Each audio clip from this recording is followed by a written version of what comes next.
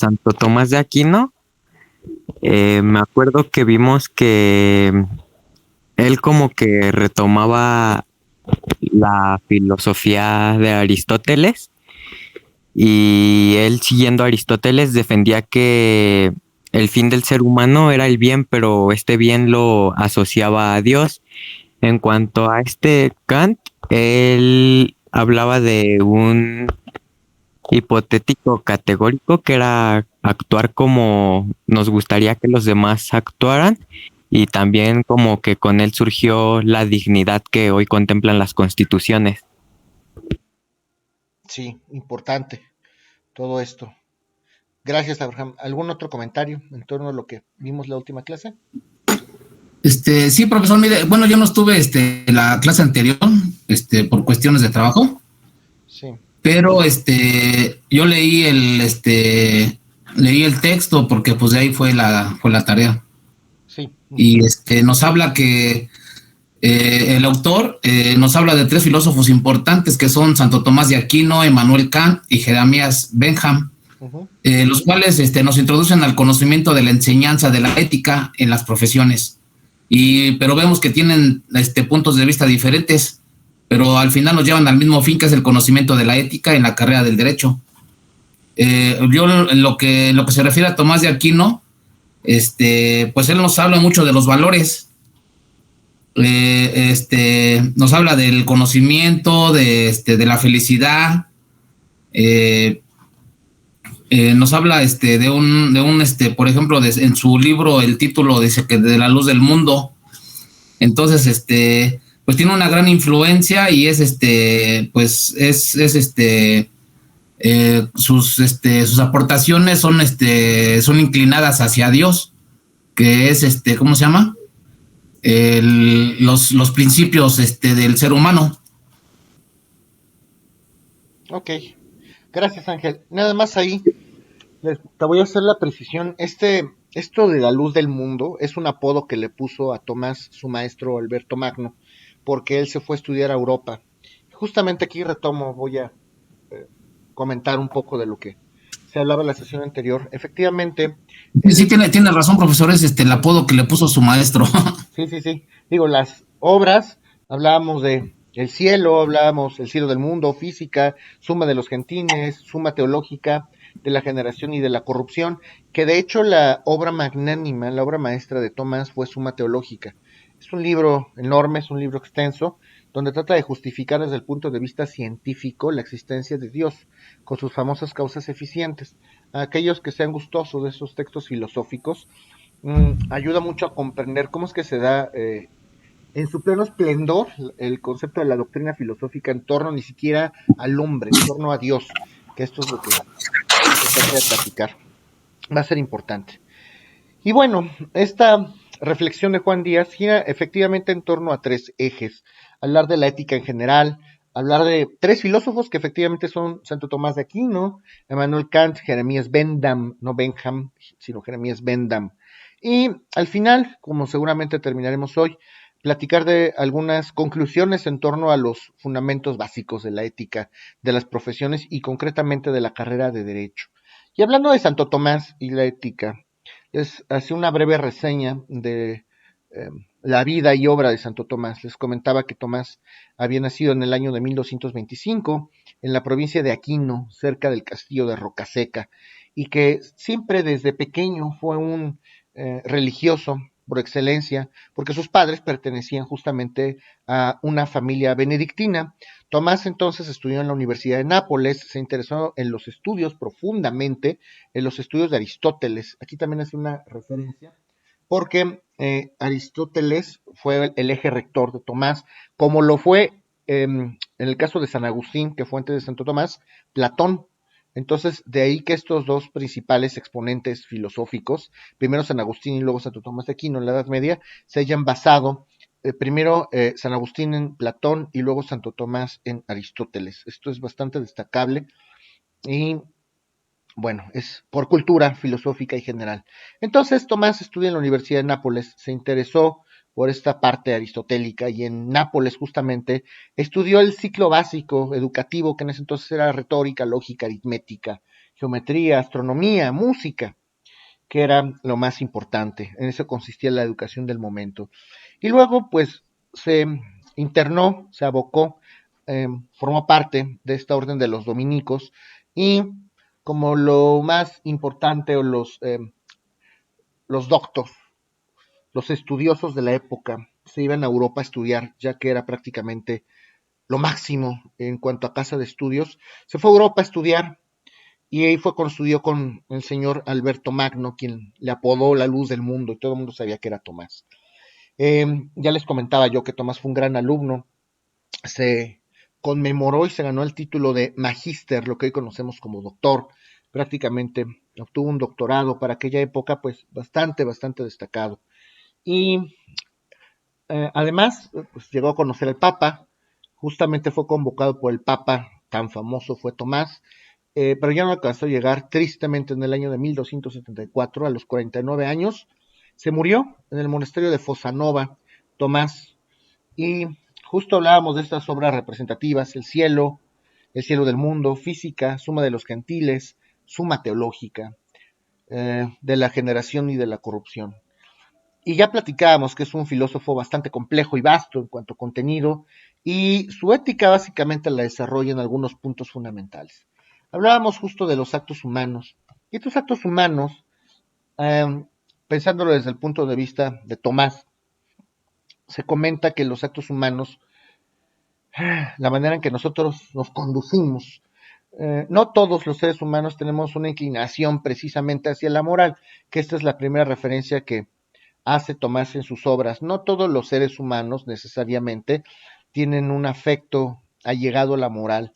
En muchos casos la moral les es indiferente y de todas maneras la moral está involucrada en todas las áreas del conocimiento y en todas las áreas de la existencia misma del hombre. Gracias a nuestra inteligencia es que nosotros somos capaces de entender y de discernir qué es la famosa moral. Y nosotros tenemos libre albedrío, de ahí las ideas de Tomás, que podemos decidir con libertad y podemos ser buenos o malos. Hablábamos de la distinción en cuanto al objeto y en cuanto al fin, en cuanto a las circunstancias propiamente de los actos que podíamos nosotros como seres humanos decidir día a día. Cuando nosotros llevamos a cabo una actuación, cuando actuamos, cuando hacemos algo, en pocas palabras, nos vamos eh, a mentalizar en llevar a cabo o en concretar un fin determinado. Las acciones que hacemos los humanos son por algo, todo tiene un motivo, todo tiene una razón de ser, pero esos actos que nosotros decidimos hacer a través de nuestro libre albedrío, para llevarlos a cabo, pues tienen que pasar muchas cosas.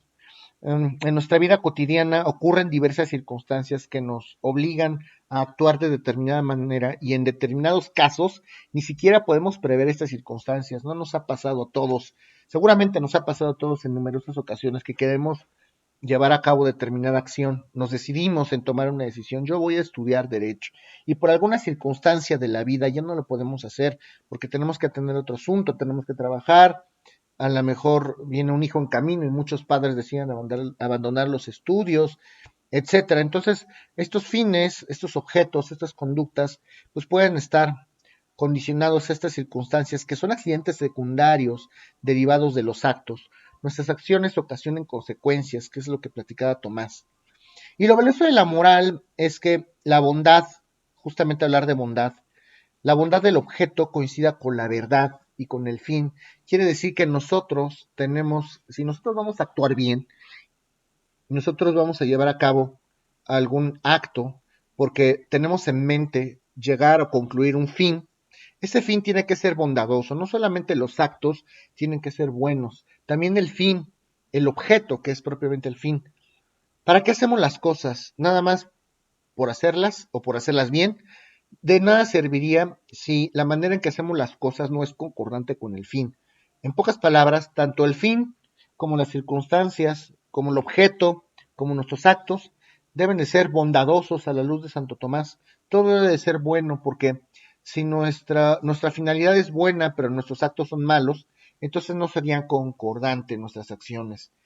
Se supone que nosotros queremos obtener fines positivos, resultados positivos y bondadosos.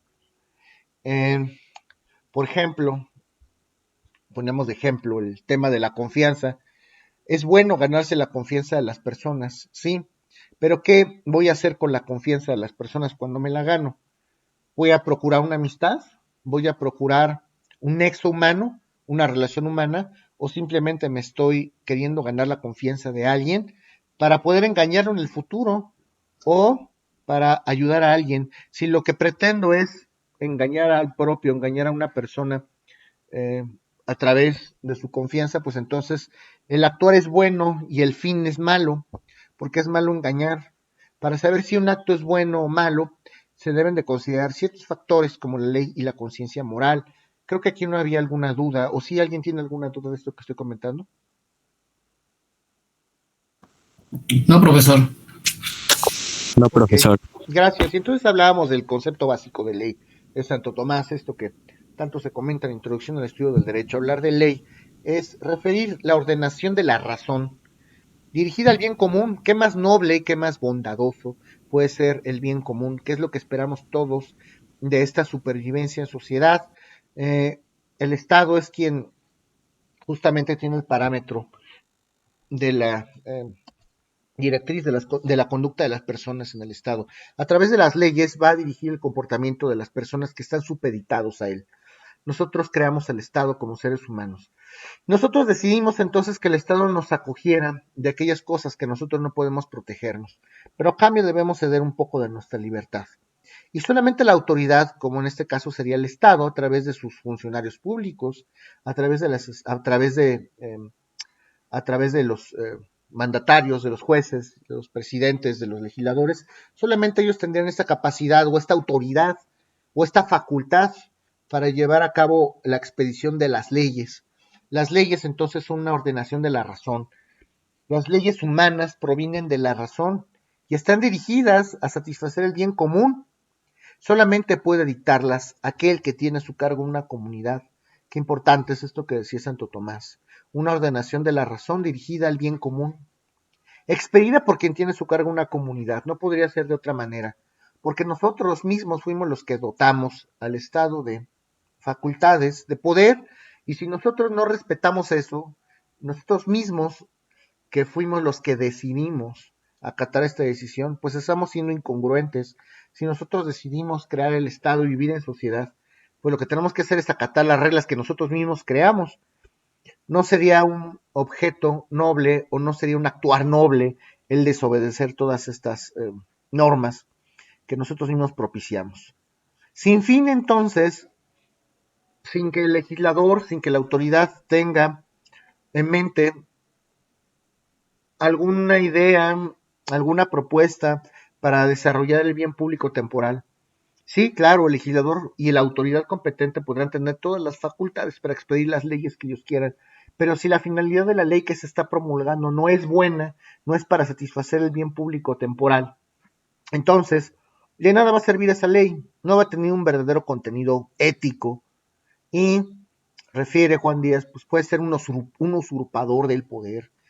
Y les platicaba entonces que Kelsen retoma estas ideas, justamente cuando hablaba de, o se retomaba el famoso positivismo y el famoso naturalismo, y Kelsen, retomando propiamente el positivismo, justo hace referencia a que todas las leyes tienen que emanar de un sistema magno de leyes, de una ley suprema llamada Constitución. Y esta ley va a dar el parámetro justamente para que de ella emanen todas las leyes. Si la Constitución justo es la ley que define nuestra identidad, que define nuestra idiosincrasia, nuestro territorio, nuestra forma de gobierno, que tiene una parte además ética, axiológica, y me refiero a la parte dogmática, todas las leyes entonces debían estar basadas en la Constitución. Si nuestra Constitución goza de todas estas partes, quiere decir entonces que todas las leyes secundarias, al ser emanadas de la propia Carta Magna, está prohibido que la contradigan, debe ser concordantes con la Carta Magna, con la propia Constitución. Si contradicen a la Constitución, significaría entonces que no tendrían este verdadero sentido o contenido ético o axiológico.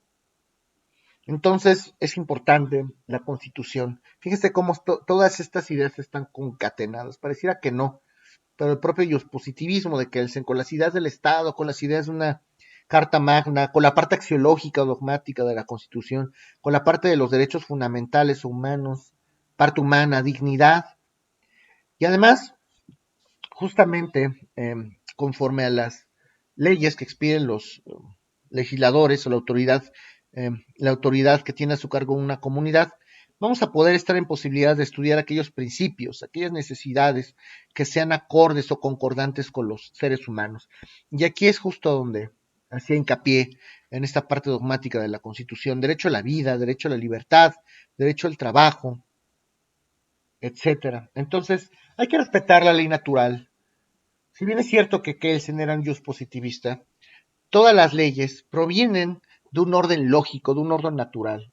Y es la corriente opuesta a Kelsen, por supuesto, pero esa corriente no quiere decir que sea, que tenga que ser ignorada del todo. Si nosotros somos humanos y como humanos somos animales naturales, animales sociales por naturaleza, lo cierto es que somos seres que emanan de la naturaleza. La propia naturaleza tiene leyes y entonces es muy lógico que si nosotros provenimos de un orden, de un sistema, de donde hay leyes, de donde se mandan leyes naturales, pues es muy lógico que las leyes están en nuestra naturaleza misma.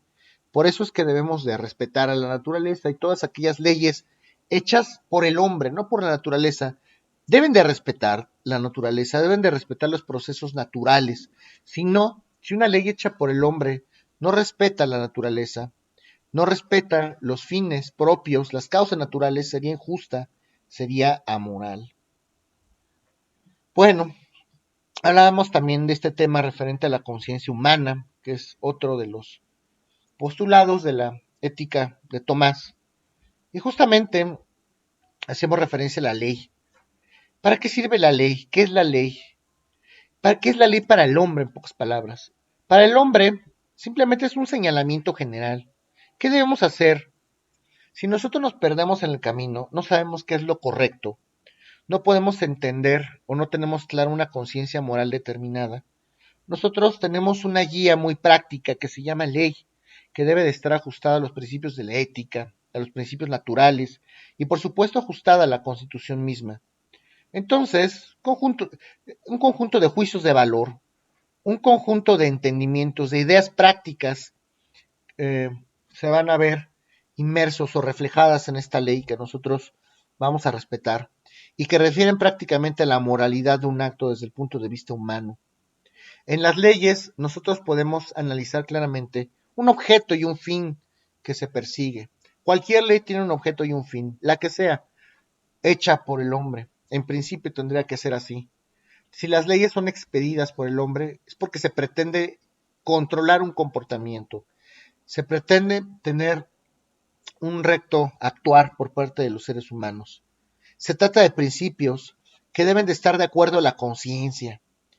Se trata de nivelar nuestras pasiones, porque además las pasiones, recuerden que son justo esta parte humana, vienen del instinto humano. Y esto es importante, porque no podemos dejar de lado esta parte humana que todos nosotros tenemos.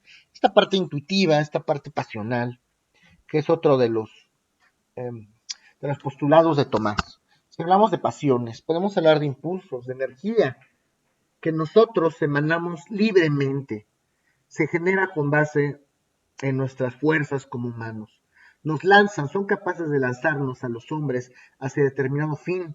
Si nosotros tenemos un fin claramente definido y tenemos pasiones, lo hacemos con vocación, lo hacemos con algún sentimiento, esperemos que preponderantemente positivo, estas fuerzas nos van a permitir impulsarnos como ese instinto que tenemos animal, nos van a poder impulsar en gran medida para lograr nuestros objetivos, para lograr nuestros fines. Pero siempre tienen que estar estas acciones encausadas por la razón. Esto es lo importante. Nosotros tenemos que tomar como referencia básica a la razón. Entonces, justamente todos estos rasgos naturales, desde el punto de vista humano, no podemos desecharlos porque es nuestra naturaleza. No podemos desechar ni desdeñar nuestra naturaleza misma como seres humanos. Sería negar nuestra existencia misma, sería negar nuestra conciencia, sería ser ciegos con nosotros mismos. Somos racionales, somos inteligentes, tenemos voluntad, tenemos conocimiento, tenemos capacidad y virtudes. pero también somos humanos, también somos animales, y eso está en nuestra naturaleza. No podemos expedir leyes, expedir mandamientos como hombres que no sean concordantes o que contradigan justamente este sentido básico. Esto es importante, no podemos eludir esta naturaleza básica que tenemos como seres humanos. ¿Ok? Y bueno, luego hacíamos unas reflexiones en torno a las virtudes, en torno a la filosofía de Tomás. Esta filosofía tomista va a tener, pues, justamente elementos esenciales. Hablábamos de buscar el justo medio o el término medio. Hablábamos de la búsqueda sana del equilibrio. Si tenemos dos extremos, lo bueno y lo malo, no es bueno ni el exceso ni el defecto. Tenemos que buscar un punto medio. No podemos ser lo menos, pero tampoco podemos ser lo más. Ser lo menos y ser lo más significaría ser ambicioso, ser lo menos significaría ser a lo mejor inconforme, o ser conformista más bien. Ser conformista, aspirar a lo menos, tampoco nos permite a nosotros desarrollarnos, aspirar como hombres hacia lo que tenemos que desarrollar. No nos permite ver claros nuestros fines, el hecho de sentirnos menos o conformarnos con lo que pudiéramos tener en un momento dado, no nos permite ser virtuosos. Justo cuando hablamos de un justo medio, hablamos de virtud. Virtud significa la mitad, el justo medio, ni en exceso ni en defecto. Y la virtud la vamos a propiciar, la vamos a lograr a través de justamente los hábitos, el famoso hábito, a través de conductas reiteradas, a través de disciplina, a través del hábito, que es una cualidad que dispone el sujeto a la acción. Yo me lo voy a proponer. Yo me voy a proponer terminar la licenciatura. Pase lo que pase, voy a hacer lo que tenga que hacer, pero me lo voy a proponer. Y lo voy a lograr a través de hábitos. Todos los días voy a estudiar mis clases, todos los días voy a hacer mis tareas, todos los días voy a poner atención a lo que me indican mis catedráticos. Entonces, si los actos son buenos, podemos hablar de virtudes, pero también se hablaba de los hábitos malos. Si tenemos malos hábitos, entonces hablamos de vicios. Las virtudes, entonces, desde el punto de vista de Tomás, van a ser hábitos que nos orientan hacia lo bueno. La virtud es justamente una buena calidad, una buena cualidad, perdón. Entonces, la virtud desde el punto de vista tomista es un hábito reiterado, es una cualidad que nos permite adecuar a nuestras mentes, nos permite adecuar nuestra personalidad, nos permite adecuar nuestro mundo, nuestros objetivos, justamente a lo que nosotros definamos en un momento dado como objetivo. Siempre tenemos que tener un objetivo claro, actuar con la recta razón desde el punto de vista de Tomás, y esto es lo que va a ser destacado. Hay que trabajar con móviles buenos, hay que trabajar con fines buenos. Por ahí decía Maquiavelo que el fin justifica los medios en su obra del Príncipe. Es mejor ser temido a ser amado, que era un manual justo para el buen gobernante. Esto lo platicaba Maquiavelo. Esto es perverso desde el punto de vista de muchos filósofos, desde el punto de vista de muchos autores. Hablamos de un fin, a lo mejor bueno, podemos hablar de un fin virtuoso, pero a lo mejor la manera de hacerlo no es correcta, no es concordante. Entonces, desde el punto de vista de los doctrinarios, desde el punto de vista de Tomás, por ejemplo, Maquiavelo sería amoral, sería inmoral totalmente. Para Maquiavelo no le importan las circunstancias, no le importan, no le importa el móvil, no le importa cómo llegar, solamente le importa llegar. Y para Tomás no. Tomás dice, es tan importante el camino como el final del mismo. Claro que sí. Si nosotros no profesamos lo que decimos, entonces somos incongruentes. Y eso es amoral. Eso es totalmente incorrecto desde el punto de vista de Tomás, desde el punto de vista de la filosofía tomista. Entonces, las virtudes del hombre son innatas a él mismo y se adquieren justamente repitiendo esta serie de hábitos. El hombre tiene una actitud innata para recibirlos. El hombre entonces tiene la característica de nacimiento para retomar estos hábitos. Y aquí es donde les platicaba que podemos retomar las ideas aristotélicas que retoma Tomás en el libro de Ética Nicomaquea. Lo que se nace sabiendo se aprende haciéndolo. justamente eso. Si nosotros desde pequeños demostramos tener cierta habilidad hacia alguna disciplina, pues tenemos un talento innato, como este talento que tenemos para trabajar con base en hábitos. Entonces, Aristóteles y Tomás también coinciden con Siddhartha Gautama, con Buda, con el iluminado, como se los comentaba en algún momento dado. Buda también concordaba en hacer actos buenos, en trabajar con hábitos, en ser virtuosos, justamente para formar un carácter. Y cuando nosotros encontramos un carácter, y eso significa tener una personalidad debidamente definida, nosotros entonces habremos encontrado el destino desde el punto de vista de Buda. Si nosotros trabajamos para un propósito y lo hacemos bien, con base en nuestras ideas, con base en el camino de la recta razón, lo cosechamos con hábitos y nosotros desarrollamos una personalidad, al final vamos a encontrar nuestro destino. Y hablar de destino significa saber para qué estamos hechos, saber a dónde pertenecemos, saber cuál es nuestra misión en este plano. Y de ahí que hablábamos de las 4 virtudes cardinales, de la prudencia, de la templanza, de la fortaleza, de la justicia. Estas son las 4 virtudes cardinales. Importante. Hablar de prudencia significa ser cauteloso, ser prevenido, ser preventivo con base en los fines morales. Cuando hay incertidumbre, nosotros tenemos que actuar con precaución. Eso es ser prudente. No podemos basarnos, no podemos actuar, no podemos basar nuestras acciones específicamente con acciones impulsivas. Ser impulsivo es totalmente lo contrario a ser prudente. Y también hablábamos de la templanza.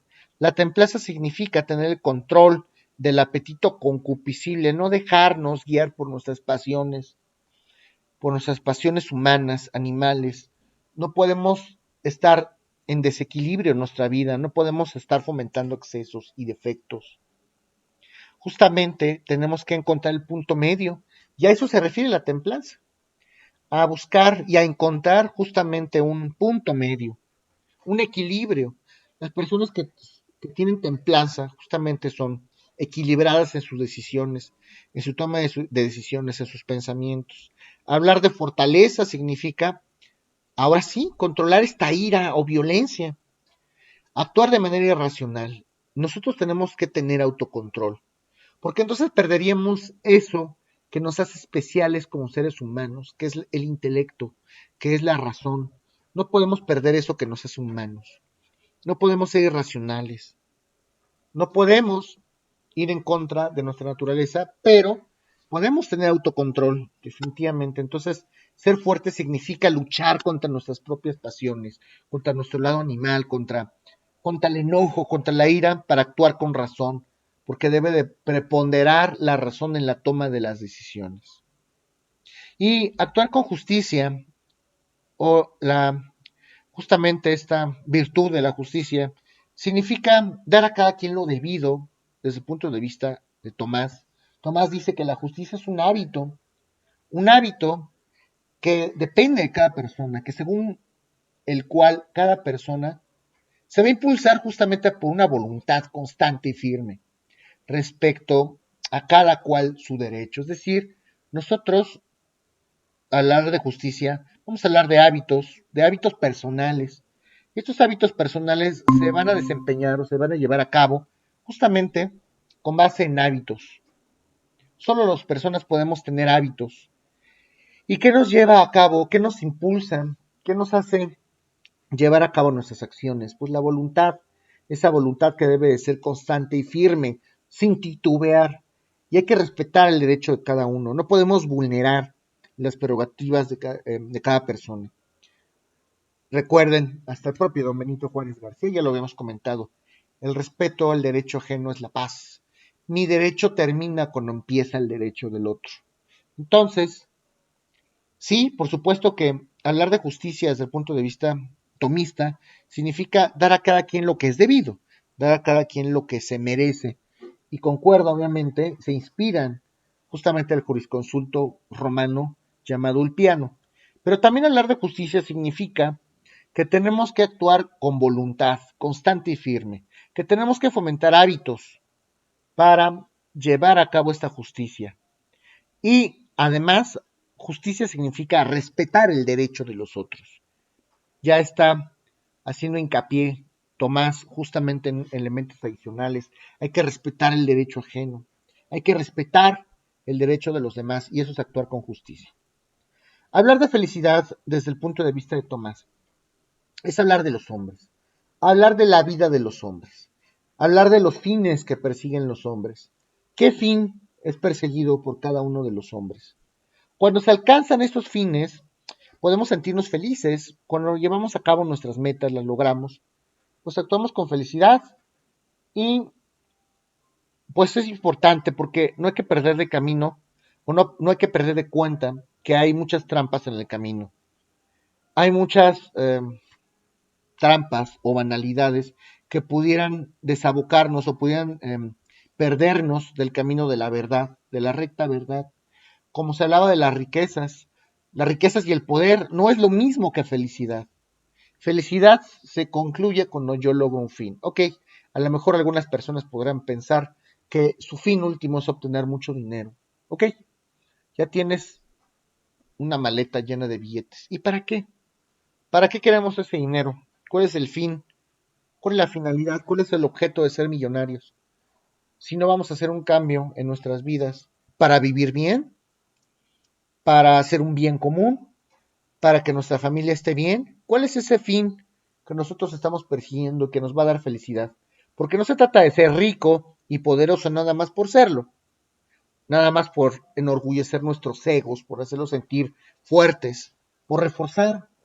No tendría sentido. Esto nos conduce al mal. Esto es efímero.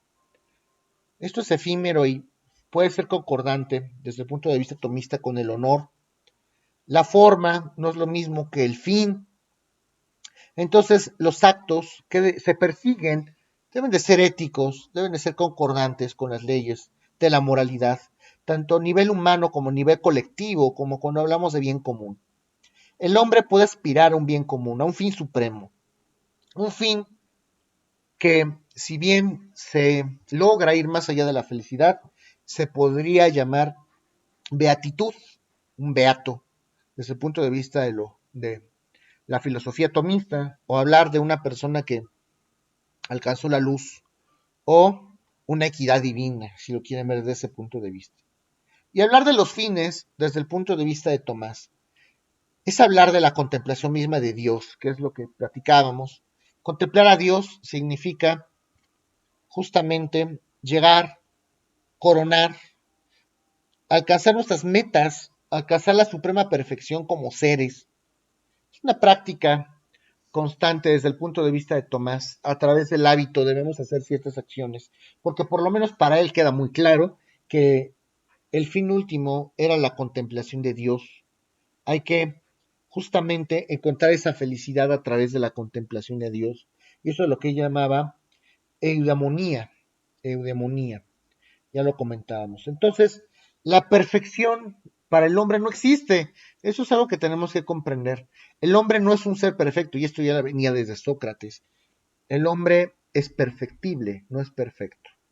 Hablar de eudemonía, como lo comentábamos en la última clase, es hablar de esa felicidad, de esa alegría por hacer el bien. Y justamente hablar de ética es hablar de una alegría por el bien común, por alcanzar un fin o un objeto que puede ser noble, que puede ser bondadoso. Y el límite justamente son o va a ser nuestras capacidades, el bien común. Hay mucho que hacer todavía socialmente hablando. Alcanzar el bien común lo hemos visto en nuestra realidad geopolítica actual.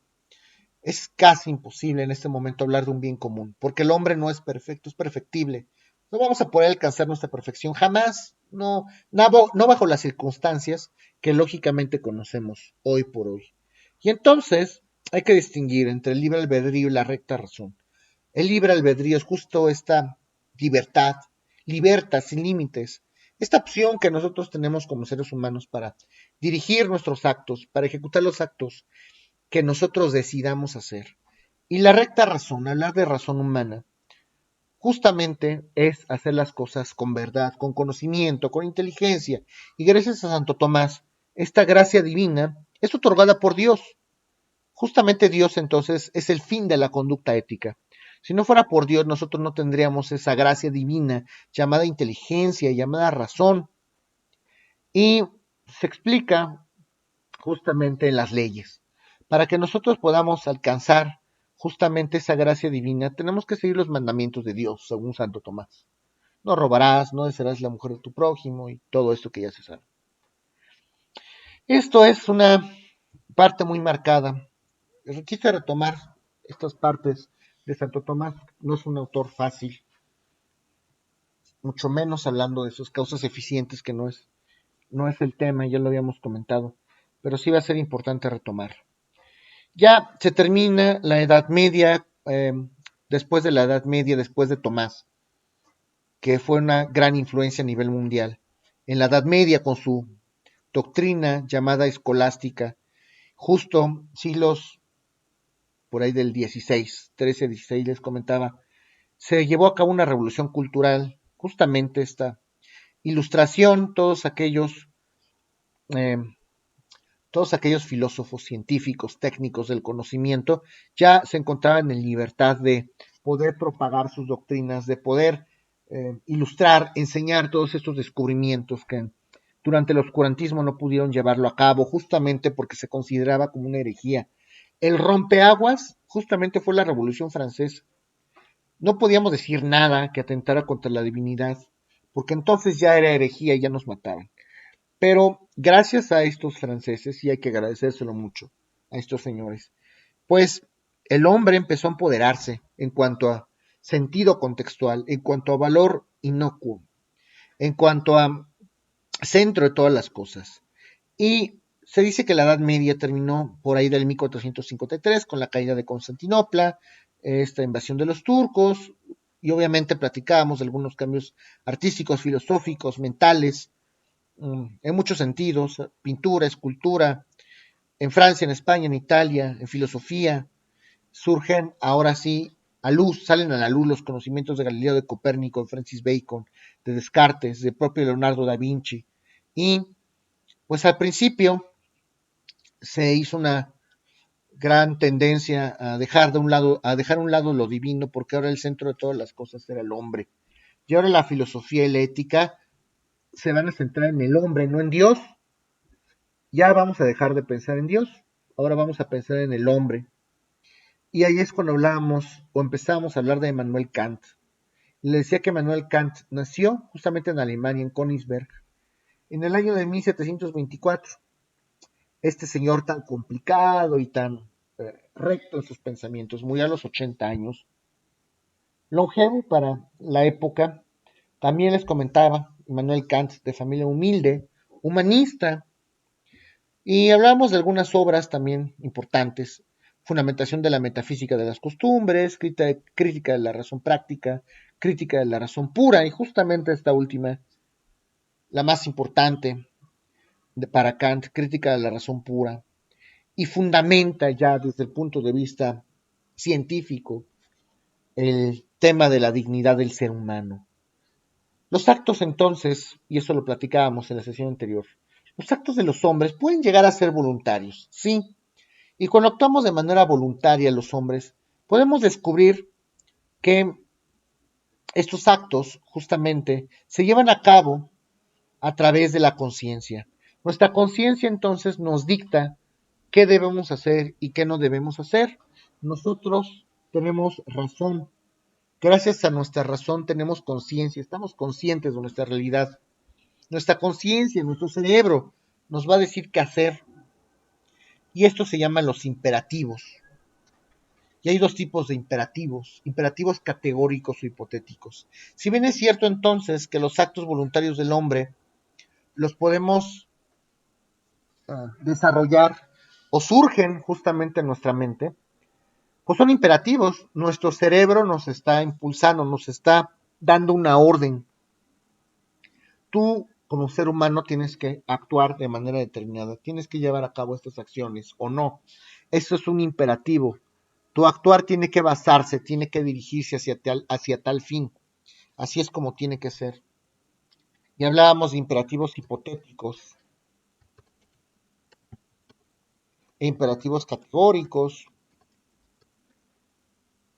Hablar entonces de imperativos hipotéticos quiere decir o nos refiere a una conducta que está condicionada justamente para lograr algo que el sujeto quiere. Y les ponía el ejemplo justamente de la licencia, que era el que ponía Juan Díaz. Si yo quiero manejar, pues necesito un permiso para conducir. Es una condicionante. Mientras yo quiera manejar, voy a tener que tener licencia, no es alternativa. Todo aquel que quiera manejar necesita una licencia. Si yo quiero obtener la casa de mi abuela, tengo que tramitar la sucesión. Eso es un imperativo.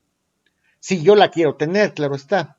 Si quiero obtener ese bien inmueble, entonces pues hay un proceso conforme a la ley. Tengo que cumplir ese proceso, tengo que tramitar ese juicio sucesorio y entonces podré conseguir este fin noble. Bueno, no noble, porque ese sí no es noble. Podré tener eso que tanto deseo. Imperativos categóricos. Hablar de imperativos categóricos significa hablar de mandatos incondicionales, significa hablar de una fuerza universal, significa hablar de un mandamiento establecido, que no puede ser roto, no matar, no robar, significa hacer caso a la norma del hombre, de la naturaleza. Son órdenes que nos implica o que nos refieren una obligación de índole moral. La fuerza de los imperativos justamente tiene que nacer de la razón de los hombres, de su capacidad para abocarse en cuerpo y alma a las leyes, justamente a través de la libertad. Nosotros decidimos esto, volvemos a lo mismo. Nosotros decidimos hacer leyes. Si nosotros decidimos llevar a cabo y respetar un sistema de leyes, no podemos romperlo, no podemos destruir eso que nosotros mismos decidimos, eso que nosotros mismos quisimos llevar a cabo. De ahí que le citara, como lo platica el propio autor, al señor Rodríguez Dupla, que justamente hace referencia a la libertad. ¿Cómo se va a manifestar la libertad sino como aquella verdadera clave o como aquella verdadera bóveda de la ética? Como que el verdadero fundamento de la dignidad de los seres racionales. Entonces, el hecho de ser libres, el hecho de tener la capacidad de decidir qué es lo que podemos hacer o no, eso nos dota de humanidad, nos dota justamente de raciocinio. Hablar de razón significa hablar de humanidad. Y hablar de humanidad significa hablar de dignidad. Esto es importante.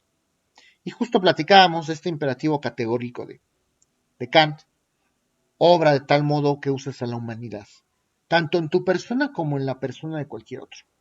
Siempre como un fin y siempre al mismo tiempo, nunca como un medio.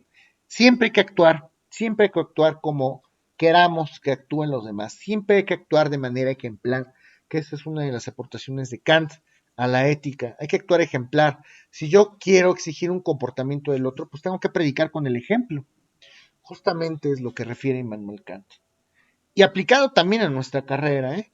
Si yo exijo lo mejor de un profesionista, si yo no quiero profesionistas y sistemas corruptos, si yo no quiero jueces corruptos, ministerios públicos, ministros, magistrados, yo tengo que predicar con el ejemplo. Yo soy el primero que tengo que negar o tengo que erradicar esas conductas conforme a mi ética. Oiga, para las copias, no gracias.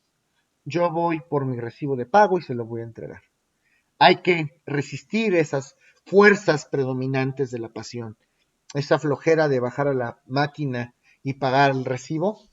Eso es lo que hay que trabajar justamente desde el punto de vista de Immanuel Kant. Hay que actuar conforme a la recta razón si queremos que el mundo sea de esta manera. Y creo que nos quedamos, quise hacer este énfasis, para poder concatenar la idea justamente con el siguiente autor que maneja Juan Díaz, que es Jeremías Ben Dam. Jeremías Ben Dam, este autor sí es un poco macabro, y te lo voy a explicar por qué. Da miedo lo que se leyó. Este señor es inglés, nació en Londres. Este señor sí nació en Londres. Y nació el 15 de febrero de 1748. Nació el 15 de febrero de 1748. Y se caracterizaba, según los libros, por ser un niño prodigio, un niño inteligente. Y además tenía una muy buena posición económica. Su papá era sumamente adinerado. Y además tenía buen ojo. El papá de Jeremías descubrió sus talentos desde muy temprana edad y le impulsó, lo reforzó, lo refirió a una educación titánica, lo refirió a un régimen educativo sumamente pesado para el pobre niño. Desde muy chico le enseñó las lenguas como pueden ser el griego, el latín, el francés, le enseñó muchas disciplinas, arte, escultura, pintura, danza, música, piano, violín.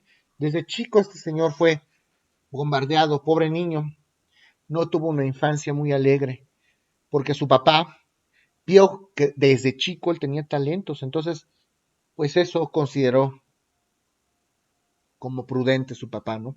Su papá se abocó entonces a darle esta educación al señor Jeremías Bendam. Y llegó al punto de controlarlo también de una manera enfermiza, obsesiva. Ahí sí, está macabro el asunto. Su papá le escogía todo en voz de los autores. Su papá elegía a sus amigos, a sus novias, sus lecturas. Todo se lo escogía el papá. Entonces, el pobre Bendam prácticamente pues no era libre, no era un niño libre. Qué triste para ese señor. Estudió justamente eh, muy arraigado conforme a la cultura francesa. Estudió en Francia incluso, estudió en Inglaterra y en Francia, y fue abogado. Además, en Inglaterra, pues papá quería que Jeremías fuera abogado y perteneció al famoso barrister. El barrister es la barra de abogados, no es otra cosa. Por supuesto que fue abogado y para pertenecer al barrister tienes que ser abogado.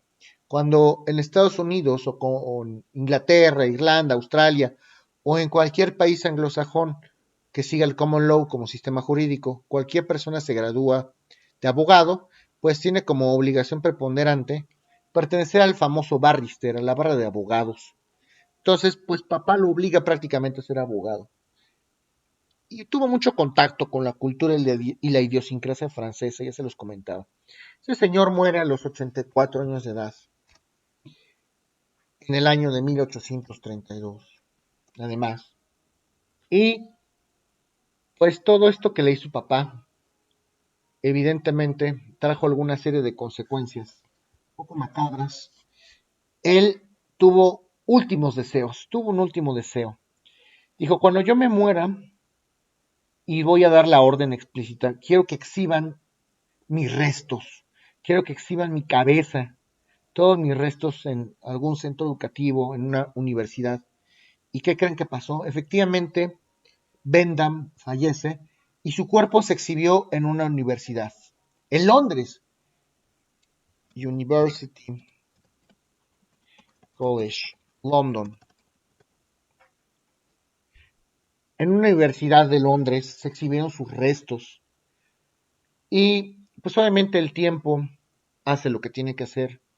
La cabeza fue la que tuvo que ser sustituida por el desgaste. Fíjense en todo lo que puede desencadenar una decisión tomada por papá, asumida por el hijo, nunca impuesta, nunca con libre albedrío. Sin embargo, pues el señor escribió bastante. Bendam escribió de derecho, escribió de ética, introducción a los principios morales y justamente a los principios morales y a la legislación. Escribió de deontología también, muy apropiado a nuestro curso. Todas sus obras naturalmente se publicaron después de su fallecimiento. Y el padre del utilitarismo, así se le considera a Bendam, como el padre del utilitarismo. ¿Hasta aquí tienen alguna duda, jóvenes?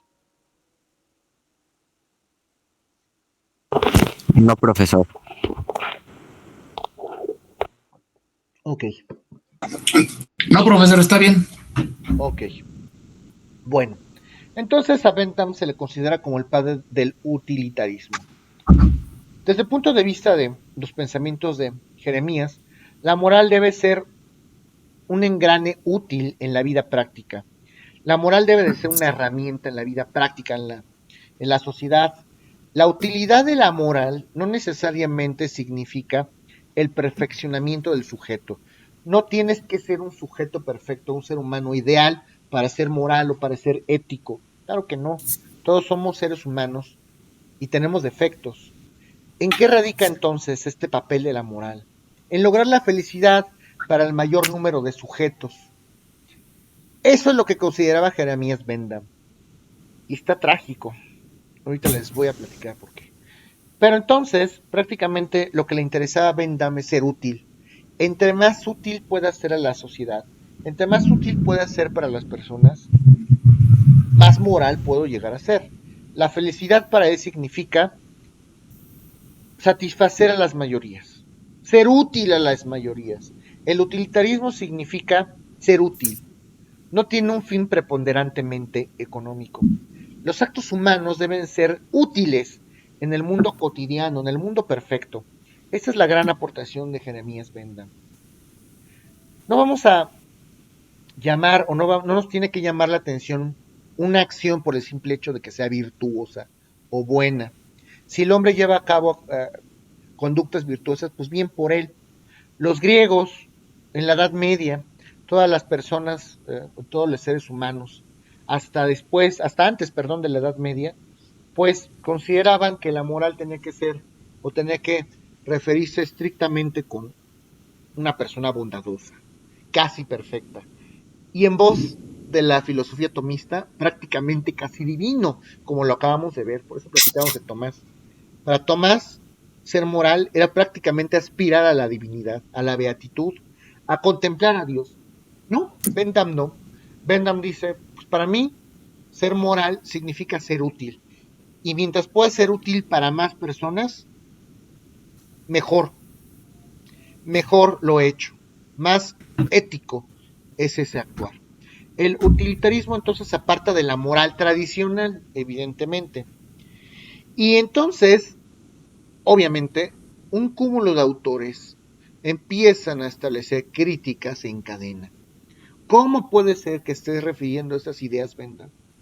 Eso, bueno, ya estaba fallecido además el señor, que recuerden que publicaron sus obras después de muerto, pero a ver, vamos a cuestionar a Bendam. Es una inconsciencia. Esto es un sacrilegio.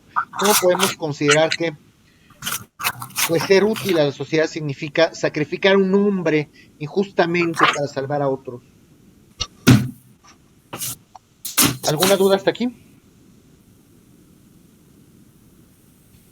No, maestro, está bien. No, profesor. Ok. Entonces los autores comienzan a cuestionarse. No podemos sacrificar a un ser humano para salvar a otros. No hay vida humana que merezca esto. Todos los seres humanos somos importantes. Te voy a cerrar dar lata con tu micrófono aquí. Gracias. Entonces, nada puede justificar que un hombre se sacrifique injustamente por otro hombre. Los utilitaristas prefieren entonces que muera una persona, pero que se salven varias, que una persona se autosacrifique. Lo más importante es la comunidad, el bien común, y creo que ya se dieron cuenta hacia dónde vamos, hacia dónde va Juan Díaz, justamente, servir a los demás. ¿Qué puede ser más ético que servir a los demás? Servir a muchos, entre más pueda mejor. Entonces, el fundamento de la ética utilitarista no reside en la intención que tiene una persona, sino en sus consecuencias, en las consecuencias de sus actos. Si la consecuencia de mi acto es salvaguardar, beneficiar a la mayoría, eso es moral, eso es ético, eso es una consecuencia directa de la inteligencia. Entonces, este utilitarismo permite, se habla de la filosofía de las mayorías. Este utilitarismo refiere a la ética en un terreno justamente que puede asimilarse como democráticamente desenvuelto. La mayoría, el bien para los demás. Hay que escoger el bien común, nunca el bien propio. ¿Qué puede ser más noble que sacrificar los intereses propios y supeditarlo a los intereses ajenos? ¿Hasta aquí tienen alguna duda, jóvenes?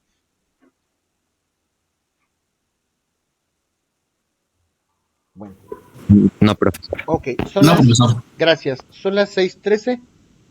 Nos vemos a las 6:23. Gracias.